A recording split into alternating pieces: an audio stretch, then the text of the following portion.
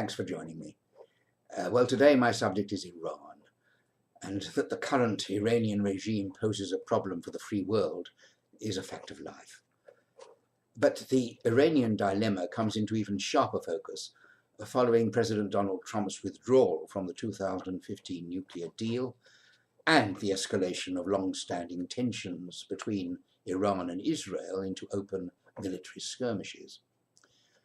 Today's difficulties stem back to the Iranian Revolution of 1979, which chased the Shah, Mohammad Reza Pahlavi, from the peacock throne.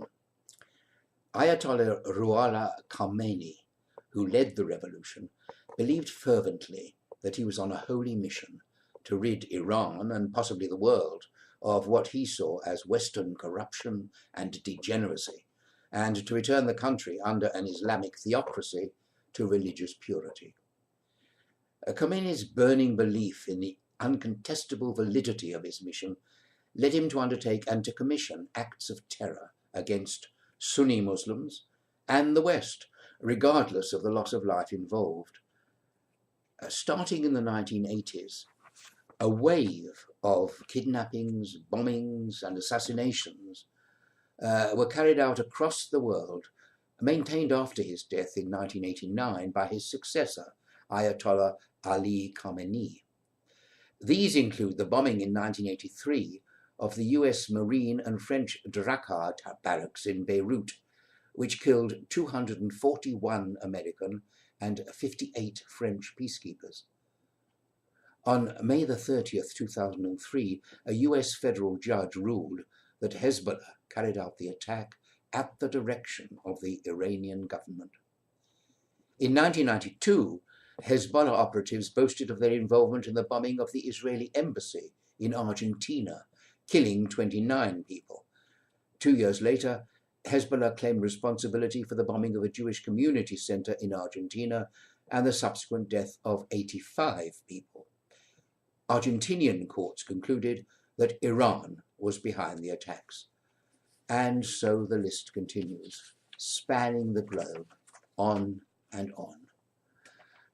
The deal to limit Iran's nuclear capabilities in exchange for a lifting of sanctions, a high watermark of ex-US President Barack Obama's legacy, was pursued on the grounds that it would encourage Iran to adopt a more reasonable approach to its dealings with the West, and might even end decades of hostility. In the event, the opposite has been the case.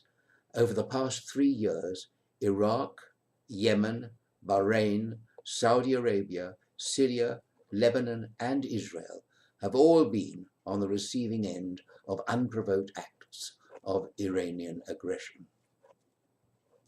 In Syria, Iran has used its alliance with Assad to build what amounts to a state within a state, just as it did in neighboring Lebanon in the 1980s when it set up Hezbollah.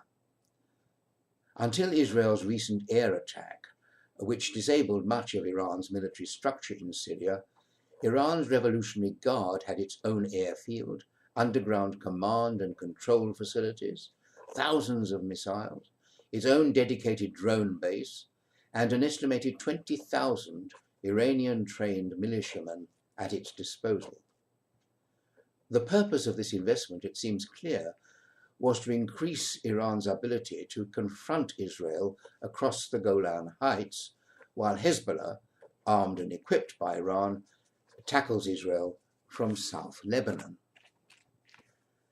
It's doubtful if Iran's strategic objectives have the backing of Russia's President Vladimir Putin. They lie well beyond Russia's aims for Syria. Putin intervened in the Syrian conflict in September 2015 in order to secure Russia's military foothold in western Syria. This he's achieved, gaining the additional bonus of a vastly enhanced political presence in the Middle East. And now he's looking to secure some sort of political compromise and to back out.